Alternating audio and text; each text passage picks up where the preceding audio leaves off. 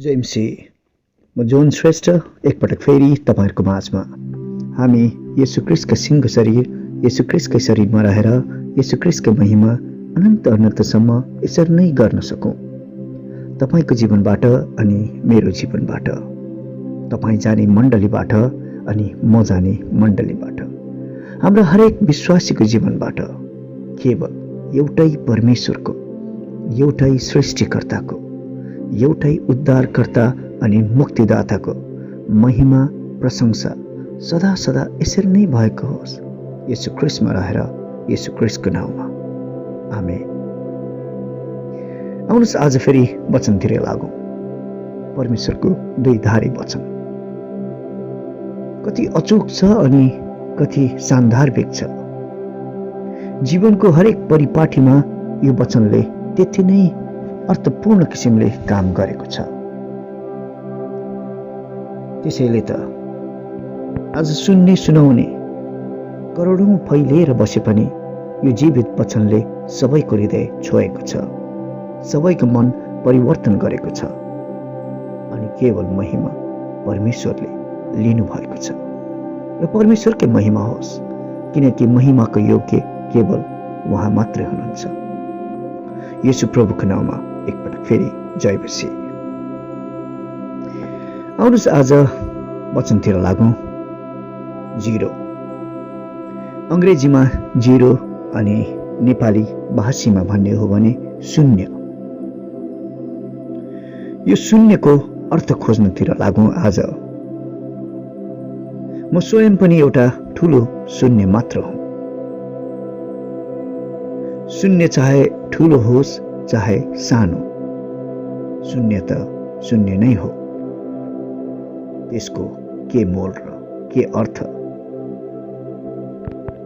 उदाहरणको लागि पसलेलाई मसँग शून्य पैसा छ, मलाई फलानु वस्तु देऊ भन्यो भने तपाईलाई वा मलाई कस्तो खाली उत्तर दिन्छ होला?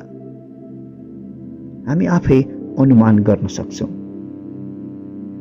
या भनौं परीक्षामा प्रतिफल आफ्नो रिपोर्ट कार्ड लिएर एउटा सानो नानी जीरो, हरेक सब्जेक्टमा जीरो लिएर बच्चा घर आउँदा के गर्छन् होला ती आमा बाबाले? शून्य। यो शून्य अर्थविहीनको स्थान, शून्य आकार बिनाको वस्तु, शून्य अधिकार बिनाको रित्तोपन। शून्य चाहे एउटा होस् वा दुईवटा या धेरै अनि किन्ती किन नहोस्, त्यसको रित्तोपनमा कुनै फेरबदल आउँदैन। शून्यलाई शून्यसँगै राखेर तपाई गुणन गर्नुस् या भाग गर्नुस् या जोड्नुस् या घटाउनुस्, त्यो शून्य शून्य नै हुन्छ। खाली, खोक्रो, बेअर्थको, कुनै बनावट बगैरको, कसैको वास्ता अनि फिक्रीमा नपरेको, या भनौं कसैको वास्ता र फिक्रीको दायरा भित्र उसको अस्तित्व नभएको। तपाई मेरो आवाज सुन्दै हुनुहुन्छ भने अनि यो वचन सुनाइको दौरानमा तपाईलाई कतै म पनि एउटा शून्य नै हो र शून्य भन्दा ममा केही कम छैन जस्तो तपाईलाई आज प्रश्न आएको भए यो वचन ध्यान दिएर सुनिदिनु होला। परमेश्वरको फेरि महिमा होस्।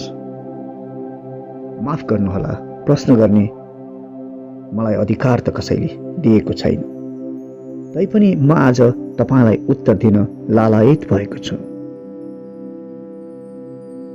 आफ्नो जीवन, आफ्नो व्यक्तित्व, आफ्नो परिचय, आफ्नो समय अनि आफू स्वयं शून्य जस्तो भएको भए या जीरो जस्तो भएको भए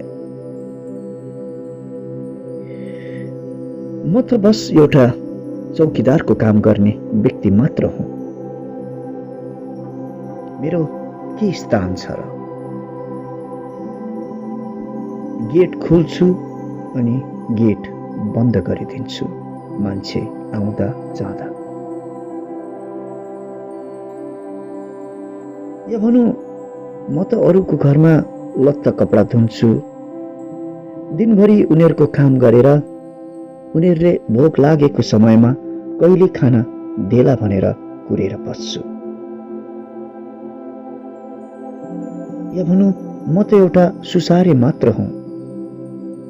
वृद्ध व्यक्तिलाई म सुसार गर्छु, स्याहार सुसार गर्छु, औषधि समयमा खुवाउँछु। उसको बेकारको जीवनबाट म आफ्नो जीवन बाँच्ने प्रयत्न गर्दैछु। या भनौँ म त एउटा अरूको कामदार मात्र हुँ।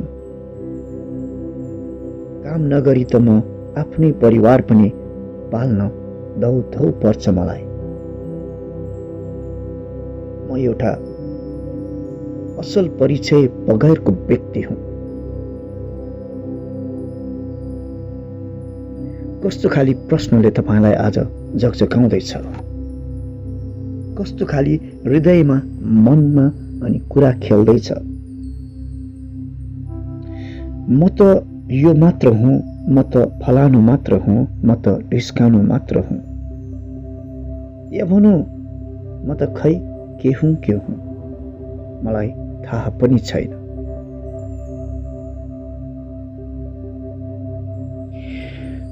या भनौँ म त सबैभन्दा कमजोर व्यक्तित्व हुँ। म मण्डली पनि जान्छु, सङ्गतिमा पनि छु, अनलाइन सङ्गतिमा पनि बसेकै छु। तर पनि मलाई किन हो म आफू कमजोर जस्तो, म एउटा शून्य व्यक्तित्व जस्तो, या अङ्ग्रेजीमा भन्दा म एउटा जिरो जस्तो। यस्तो प्रश्नहरूले तपाईँको हृदय, मन, मस्तिष्कमा कतै गजगजाहट गरेको छ भने आउनुहोस् आजको यो वचन तपाईँकै निम्ति हो। परमेश्वरको फेरि महिमा भएको होस्। यस्ता कयौं प्रश्नहरू छन् जसले हरेक समय हाम्रो हृदयमा, सोचमा परिभ्रमण गरिरहेको हुन्छ। प्रश्न त कति होला कति, तर उत्तर एउटै छ। आउनुहोस् यही उत्तरमा फेरि आज डुब्ने प्रयत्न गरौँ ताकि बुझ्न सकौँ यो जीवन कति उचालिएको छ भनेर।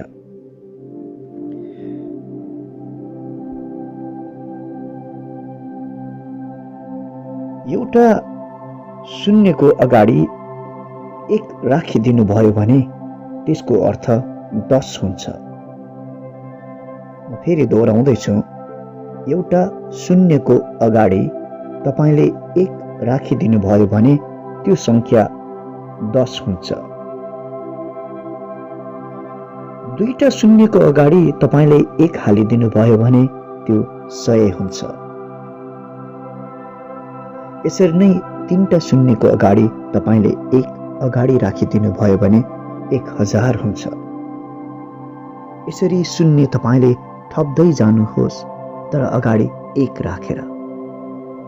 त्यसपछि तपाईले त्यहाँ 10,000 देख्नुहुन्छ, लाख देख्नुहुन्छ, करोड, 10 करोड, अरब अनि अनगिन्ती संख्याहरू जुन गणना गर्न पनि गाह्रो हुन्छ। परमेश्वरको सधैँ महिमा होस्। आउनुहोस् उत्पत्तिको पुस्तकतिर लागौँ। उत्पत्तिको 1:2। पृथ्वी आकार बिनाको र शून्य थियो। पृथ्वी आकार बिनाको र शून्य थियो। अथाह समुद्रमाथि अन्धकार थियो र परमेश्वरका आत्मा पानीमाथि परिभ्रमण गर्दै रहनुहुन्थ्यो। परमेश्वरको फेरि महिमा होस्। यो पृथ्वी आकार बिनाको थियो, शून्य, जिरो, बस शून्य थियो। तर आज परमेश्वरको महिमा भएको होस्। यो पृथ्वीमा तपाईँ र हामी बाँच्ने गरेका छौँ। यो पृथ्वीमा तपाईँ र हामी जिउने गरेका छौँ। आज तपाईँ र मेरो परिवार यही पृथ्वीमा बास गर्छन्। यसरी नै जब परमेश्वरले हाम्रो जीवनमा उपस्थिति दिनुहुन्छ, हामी थाहा गर्छौँ परमेश्वर हाम्रो जीवनमा हुनुहुन्छ भने उहाँले भरिपुरीको जीवन दिनुहुन्छ। उहाँ जान्नुहुन्छ तपाईँ र मेरो शून्यपनमा के भर्नु छ भनेर, तपाईँ र मेरो शून्यपनमा के राख्नु छ भनेर। परमेश्वरलाई निरन्तर महिमा भएको होस्। हाम्रो परमेश्वर दिने परमेश्वर हुनुहुन्छ, सुसज्जित गर्ने परमेश्वर हुनुहुन्छ। हाम्रो परमेश्वरमा कुनै कुरा लुकेको छैन। परमेश्वरलाई फेरि महिमा होस्। आज यस संसारलाई एउटा शून्यबाट असंख्य संख्यामा उहाँले वृद्धि गर्नुभएको छ। तपाईले संसारमा प्रशस्त मानिसहरू देख्नुहुन्छ, प्राकृतिकका प्रशस्त कुराहरू तपाईले देख्नुहुन्छ। म जान्दछु तपाईले मोबाइलमा या कम्प्युटरमा यो आवाजलाई सुन्दै हुनुहुन्छ, तर परमेश्वरको महिमा भएको होस्। तपाईले बोक्नु भएको हरेक यन्त्रहरूका हरेक बनावटका पूर्जाहरू पनि यही पृथ्वीमा सृष्टि भएका धातु र वस्तुहरूबाट बनाइएका छन्। परमेश्वरलाई फेरि महिमा। यसरी परमेश्वरले तपाईँ र मेरो जीवन ओगट्नु भएको छ। यसरी आफ्नो स्थान दिनुभएको छ। आज उहाँ हाम्रो अगाडि एक खडा भएर यो शून्यको संख्यालाई 10 तुल्याउनु भएको छ। गुणात्मक गर्नु भएको छ हाम्रो बललाई, हाम्रो बुद्धिलाई, हाम्रो ज्ञान विवेकलाई, हाम्रो आशिषलाई, हाम्रो जीवनलाई। परमेश्वरको महिमा होस्। माटोले बनाइएका शून्य बराबरका मानिसलाई आज उहाँले स्वर्गीय हकदार तुल्याउनु भएको छ। दिनगन्तीमा जिउने तपाईँ र म जस्ता कंगाल व्यक्तिहरूलाई आज अनन्तको जीवन दिएर मालामाल तुल्याउनु भएको छ हाम्रो येशू ख्रीष्टले। परमेश्वरको फेरि महिमा होस्।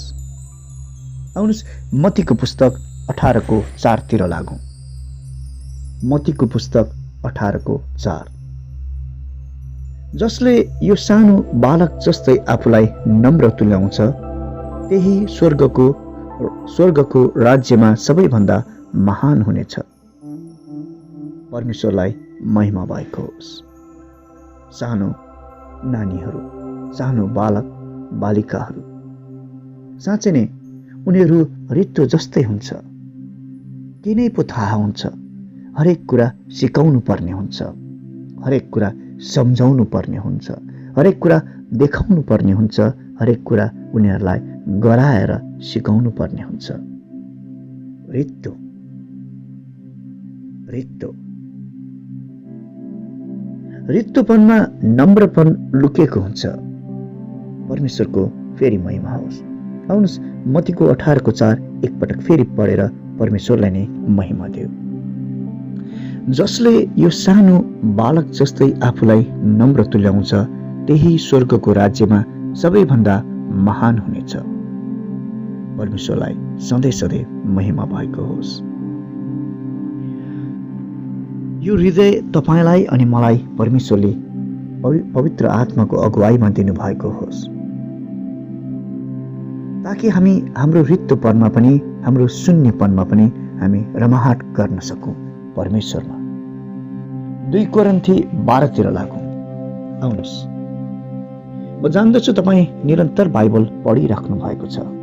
यसले तपाईँको जीवनमा व्यक्तिगत रूपमा मात्र होइन, तर तपाईँलाई चिन्ने व्यक्तिहरूले पनि तपाईँमा परिवर्तन देख्न थालेको छ। तपाईँलाई सायद याद छैन होला, तर परमेश्वर स्वयं तपाईँ र मेरो जीवन भएर काम गर्दै हुनुहुन्छ। परमेश्वरलाई नै महिमा भएको होस्। बाइबलको वचन जति धेरै पढ्छौं, त्यति नै तपाईँ र मलाई चिन्ने मौका पाउँछौं व्यक्तिगत रूपमा, अनि व्यक्तिगत रूपमा परमेश्वरलाई चिन्ने हामीले मौका पाउँछौँ यही वचनद्वारा। कति प्रेम गर्नुहुन्छ भनेर। 2 कोरिन्थी 12 लागौँ एकपटक। 2 कोरिन्थी 12:9 तर मलाई उहाँले भन्नुभयो मेरो अनुग्रह तेरो निम्ति पर्याप्त छ। प्रभु येशू ख्रीष्टले भन्नुभयो तर मलाई उहाँले भन्नुभयो मेरो अनुग्रह तेरो निम्ति पर्याप्त छ। किनभने मेरो शक्ति दुर्बलतामा नै सिद्ध हुन्छ।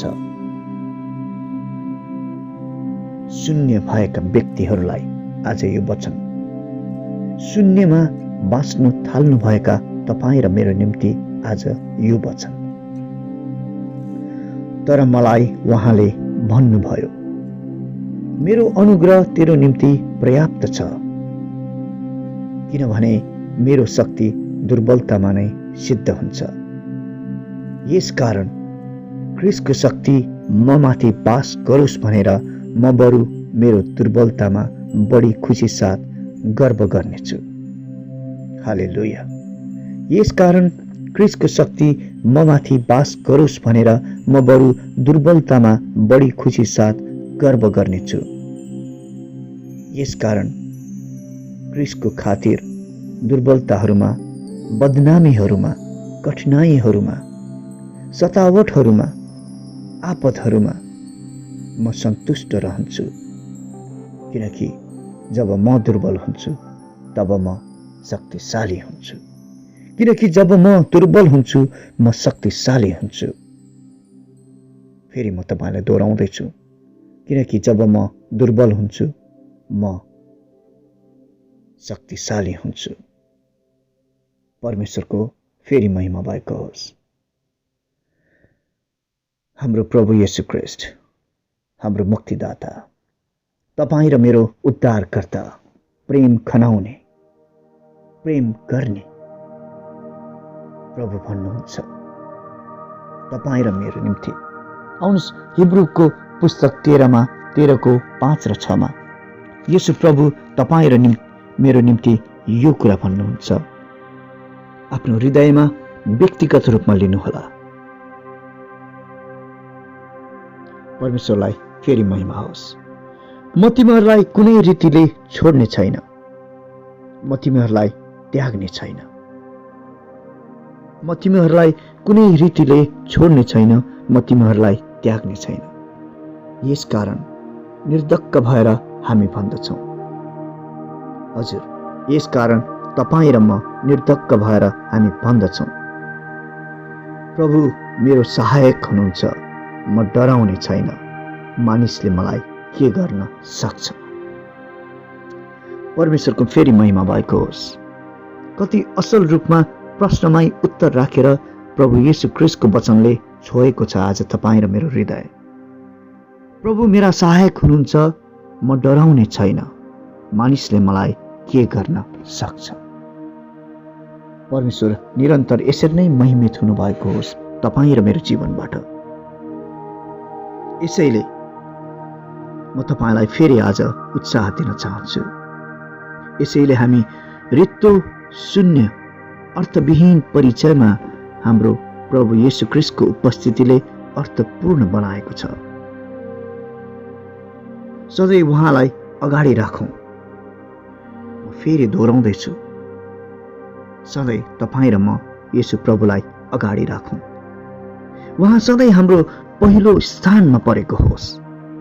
चाहे त्यो काममा होस्, चाहे घरमा, व्यक्तिगत सोचमा, व्यक्तिगत समझमा, हरेक जरुरतहरूमा, हरेक प्रशस्ततामा, हरेक खुसीमा, हरेक दुःखमा, हरेक समयमा, हरेक सासमा प्रभु येशू ख्रीष्ट पहिलो स्थानमा रहेको होस्।